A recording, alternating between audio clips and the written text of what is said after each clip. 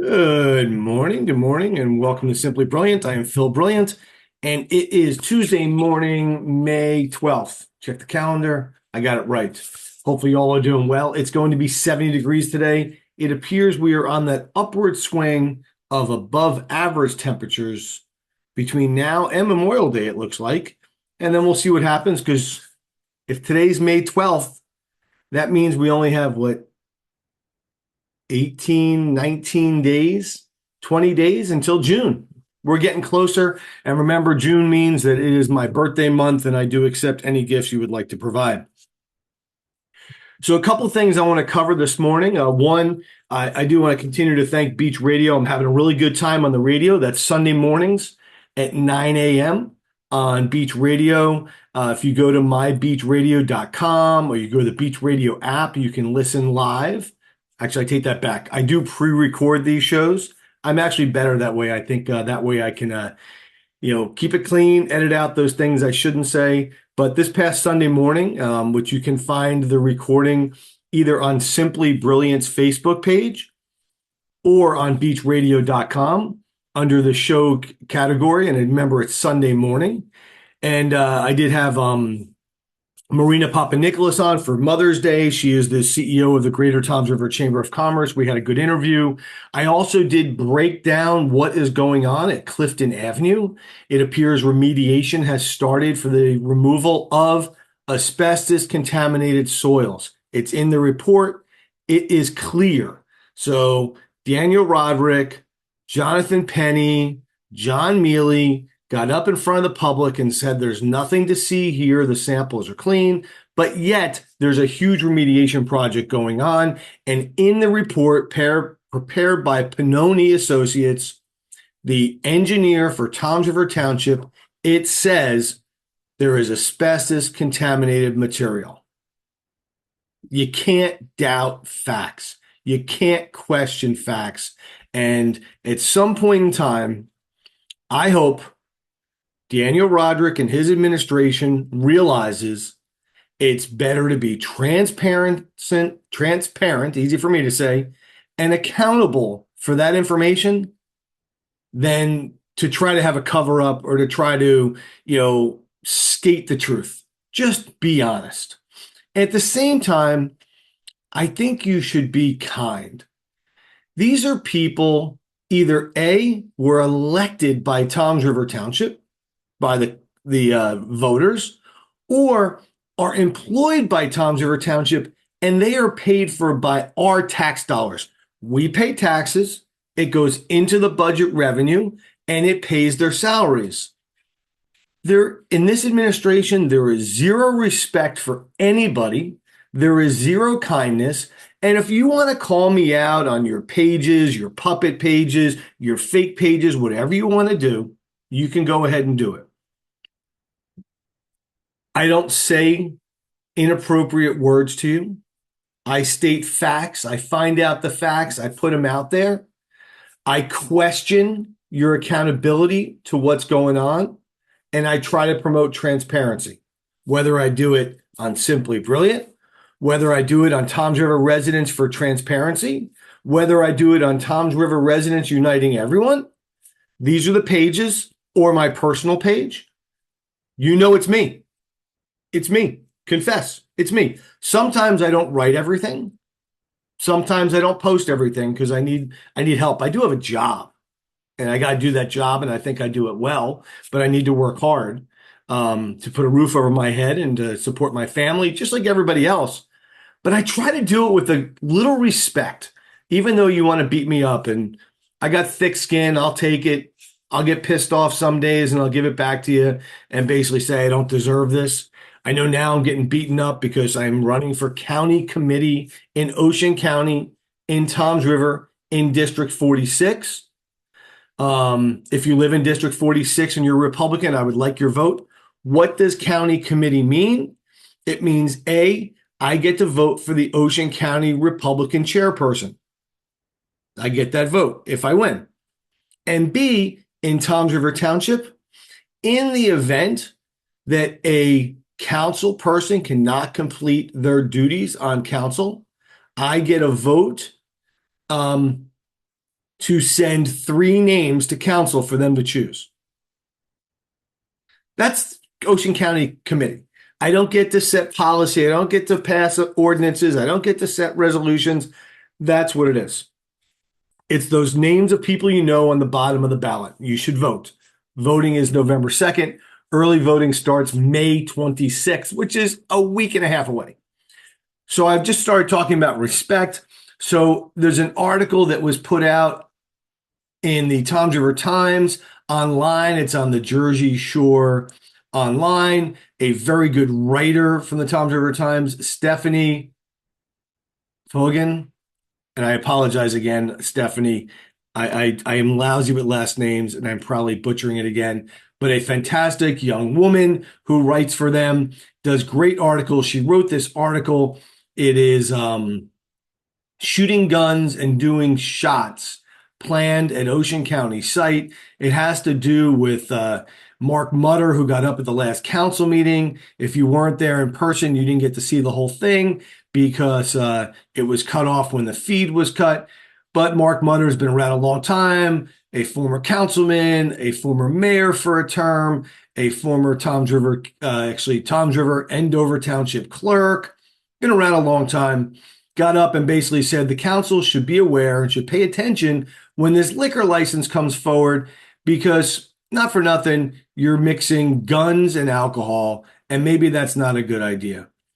The article is well written. It clearly states the separations. It clearly states there's other facilities in New Jersey. But why I bring this to your attention is because Stephanie does her research. She talks to people. She gets input. She gets information. And in this article, she goes out and I'm assuming she solicits this information from Mayor Daniel Rodrick because, when Mr. Mutter was speaking, Roderick got up and walked out and cut the feed. But in the article, it says Mayor Daniel Rodrick dismissed those concerns when asked for comments. Quote, Toms River welcomes the investment to upgrade what has been rundown corner and an eyesore, he said. It has been run down. Personally, I thought it would have been a great location for a hotel, but that's my personal, whatever people decide, it's their money, they spend it, they go out and do what they do. He then added, quote, I don't have a problem with the shooting range, and referred to Mutter as, quote, a pretty liberal Republican who doesn't like guns, end of quote.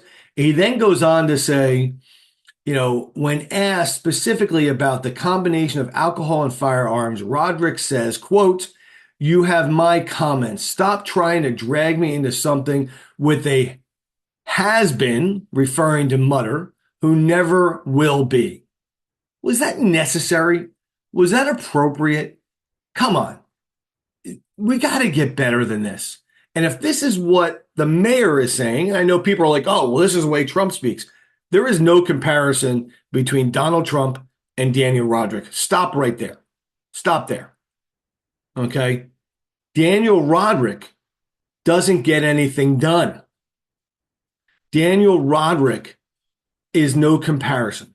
Daniel Rodrick is just a school teacher who couldn't teach, who now is an assistant principal in Irvington, who is taking advantage of Toms River residents every step that he can get. Okay? There is no comparison. So, but it spreads down, and I've shared with you over time emails I've gotten, text messages I've gotten from people in the administration. So I got one, and I'm going to not disclose who it's from, but somebody in the administration.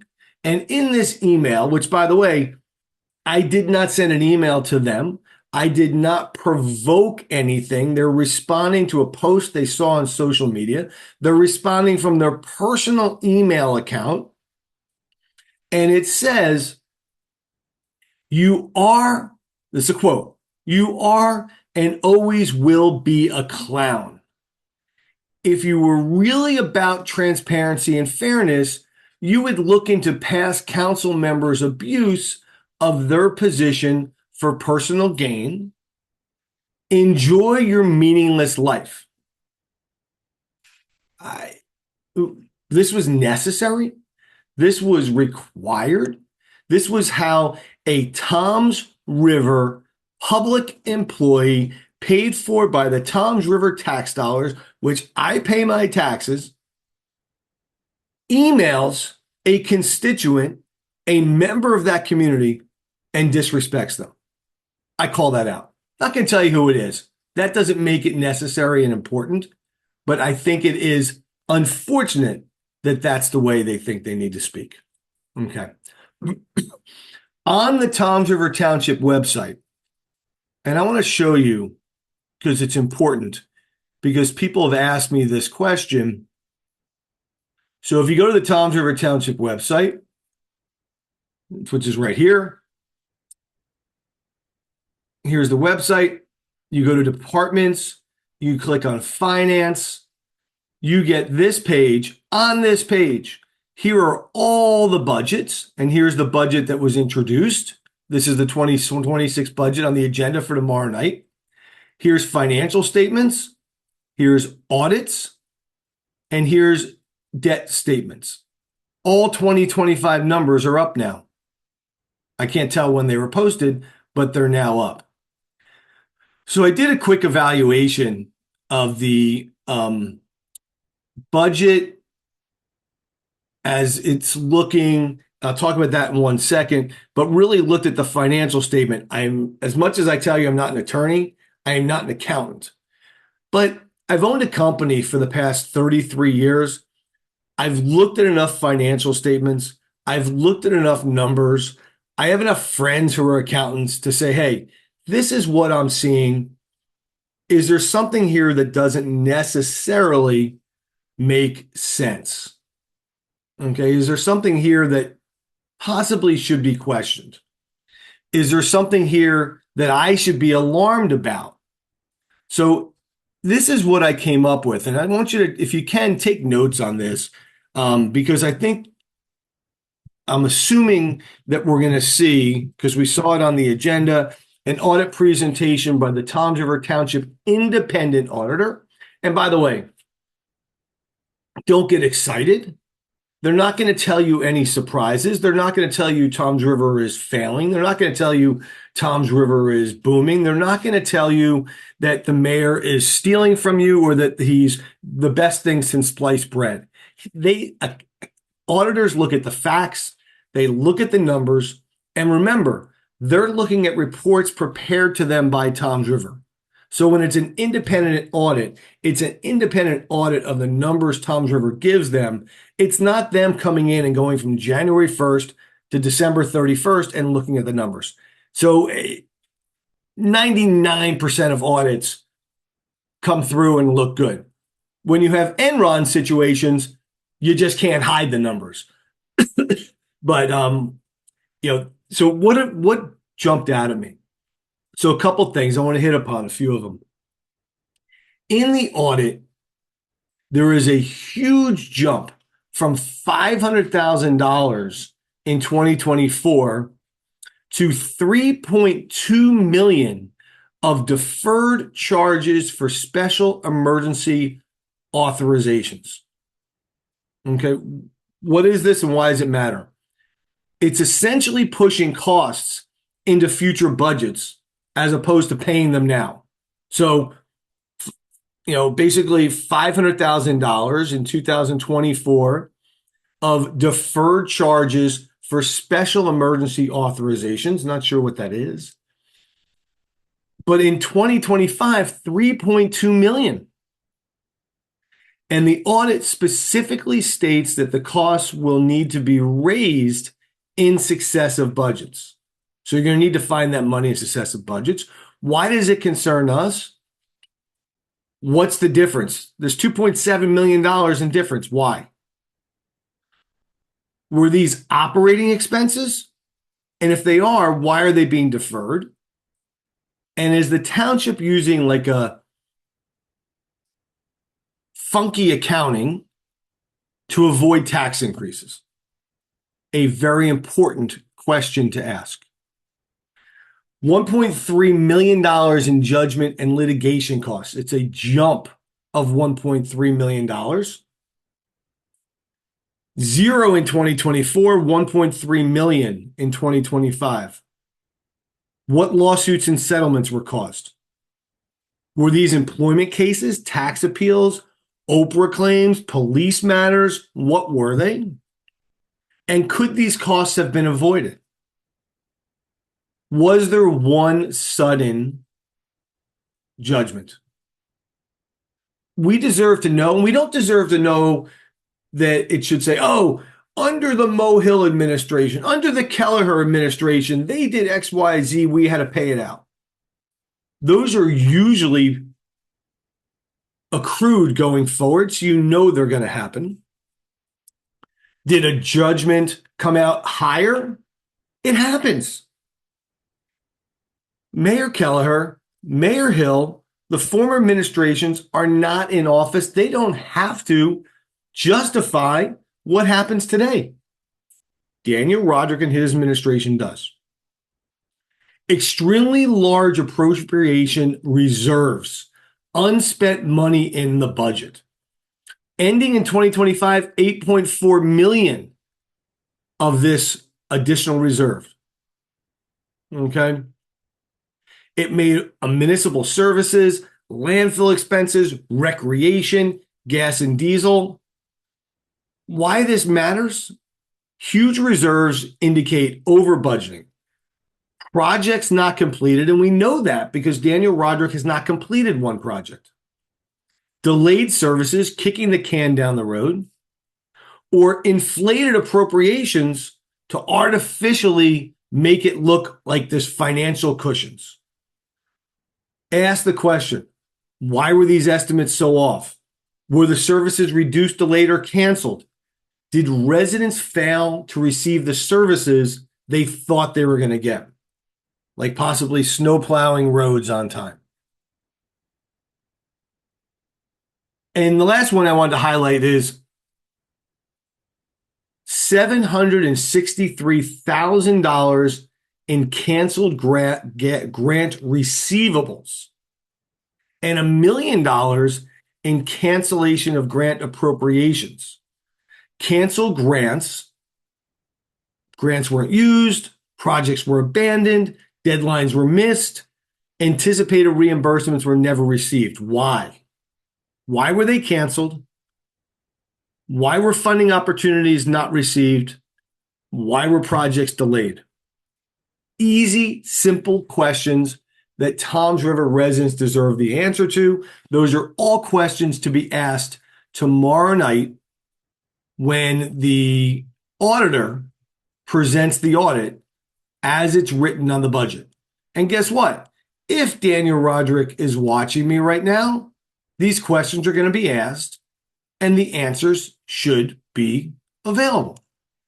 The other thing too, and I want to bring this up one more time, and I'm going to share my screen, and I think every resident who gets up tomorrow night should ask this question and not stop asking it until they get a satisfactory answer.